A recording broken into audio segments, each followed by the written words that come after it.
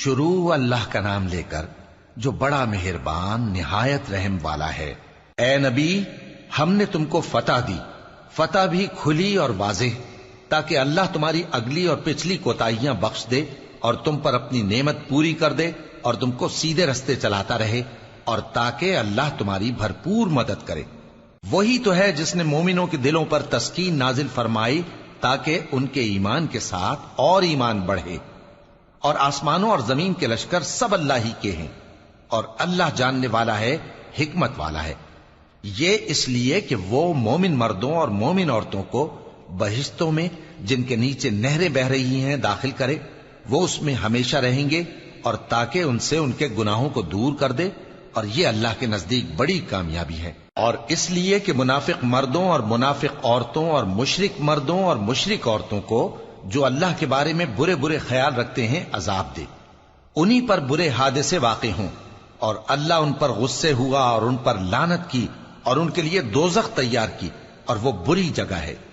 اور آسمانوں اور زمین کے لشکر اللہ ہی کے ہیں، اور اللہ غالب ہے، حکمت والا ہے۔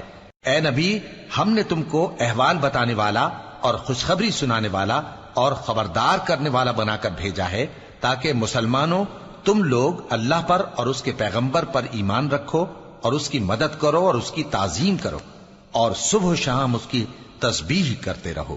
اے نبی، جو لوگ تم سے بیعت کرتے ہیں وہ در حقیقت اللہ سے بیعت کرتے ہیں، اللہ کا ہاتھ ان کے ہاتھوں پر ہے۔ پھر جو شخص عہد کو توڑے تو عہد توڑنے کا نقصان اسی کو ہے، اور جو اس بات کو جس کا اس نے اللہ سے عہد کیا ہے پورا کرے تو وہ اسے عنقریب اجر عظیم دے گا۔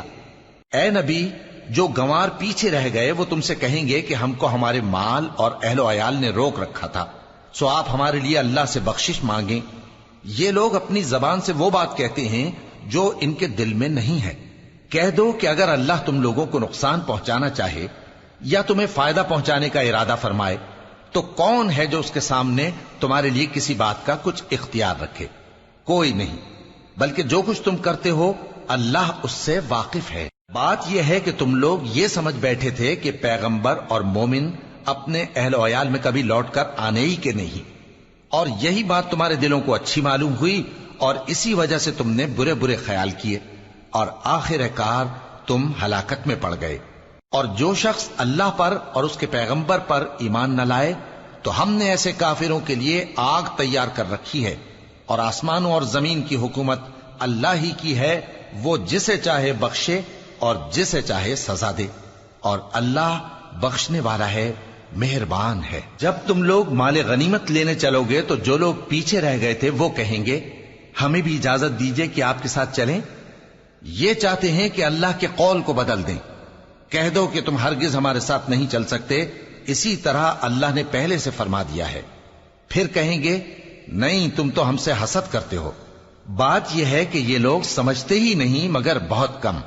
اے نبی، جو گنوار پیچھے رہ گئے تھے ان سے کہہ دو کہ تم جلد ایک سخت جنگجو قوم کے ساتھ جنگ کے لیے بلائے جاؤ گے، ان سے تم یا تو جنگ کرتے رہو گے یا وہ ہار مان لیں گے۔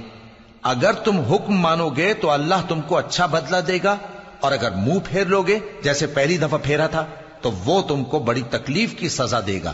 نہ تو اندھے پر سختی ہے سفر جنگ سے پیچھے رہ جانے میں، اور نہ لنگڑے پر اور نہ بیمار پر سختی ہے، اور جو شخص اللہ اور اس کے پیغمبر کے فرمان پر چلے گا اللہ اس کو بہشتوں میں داخل کرے گا جن کے نیچے نہریں بہ رہی ہیں، اور جو روگردانی کرے گا وہ اسے دردناک عذاب دے گا۔ اے پیغمبر، جب مومن تم سے اس درخت کے نیچے بیعت کر رہے تھے تو اللہ ان سے خوش ہوا، اور جو صدق و خلوص ان کے دلوں میں تھا وہ اس نے معلوم کر لیا تو ان پر تسکین نازل فرمائی اور انہیں جلد فتح عنایت کی، اور بہت سی غنیمتیں وہ آئندہ بھی حاصل کریں گے، اور اللہ غالب ہے، حکمت والا ہے۔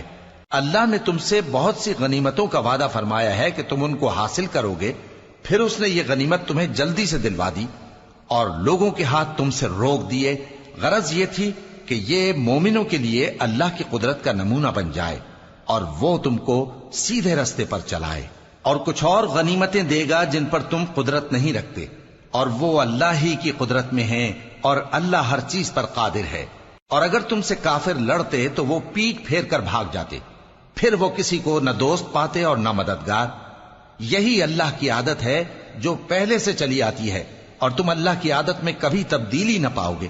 اور وہی تو ہے جس نے تم کو ان کافروں پر فتح یاب کرنے کے بعد سرحد مکہ میں ان کے ہاتھ تم سے اور تمہارے ہاتھ ان سے روک دیے، اور جو کچھ تم کرتے ہو اللہ اس کو دیکھ رہا ہے۔ یہ وہی لوگ ہیں جنہوں نے کفر کیا اور تم کو مسجد حرام سے روک دیا، اور قربانیوں کو بھی کہ اپنی جگہ پہنچنے سے رکی رہیں۔ اور اگر ایسے مسلمان مرد اور مسلمان عورتیں نہ ہوتی جن کو تم جانتے نہ تھے کہ اگر تم ان کو پامال کر دیتے تو تم کو ان کی طرف سے بے خبری میں نقصان پہنچ جاتا، تو بھی تمہارے ہاتھ فتح رہتی، مگر تاخیر اس لیے ہوئی کہ اللہ اپنی رحمت میں جس کو چاہے داخل کر لے۔ اور اگر دونوں فریق الگ الگ ہو جاتے تو جو ان میں کافر تھے ان کو ہم دکھ دینے والا عذاب دیتے۔ جب کافروں نے اپنے دلوں میں ضد کی، اور ضد بھی جاہلیت کی، تو اللہ نے اپنے پیغمبر اور مومنوں پر اپنی طرف سے تسکین نازل فرمائی اور ان کو پرہیزگاری کی بات پر قائم رکھا، اور وہ اسی کے مستحق اور اہل تھے، اور اللہ ہر چیز سے خبردار ہے۔ بے شک اللہ نے اپنے پیغمبر کو سچا اور صحیح خواب دکھایا تھا کہ تم انشاءاللہ مسجد حرام میں اپنے سر منڈوا کر یا اپنے بال ترشوا کر امن و امان سے داخل ہوگے اور کسی طرح کا خوف نہ کرو گے۔ جو بات تم نہیں جانتے تھے اللہ کو معلوم تھی، سو اس نے اس سے پہلے ہی جلد ایک فتح عطا فرمائی۔ وہی تو ہے جس نے اپنے پیغمبر کو ہدایت کی کتاب اور دین حق دے کر بھیجا تاکہ اس کو تمام دینوں پر غالب کرے، اور حق ثابت کرنے کے لیے اللہ ہی کافی ہے۔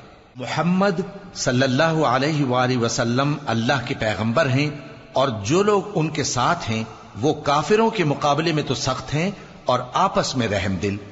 اے دیکھنے والے، تو ان کو دیکھتا ہے کہ اللہ کے آگے جھکے ہوئے سر بسجود ہیں اور اللہ کا فضل اور اس کی خوشنودی طلب کر رہے ہیں۔ کثرت سجود کے اثر سے ان کی پیشانیوں پر نشان پڑے ہوئے ہیں۔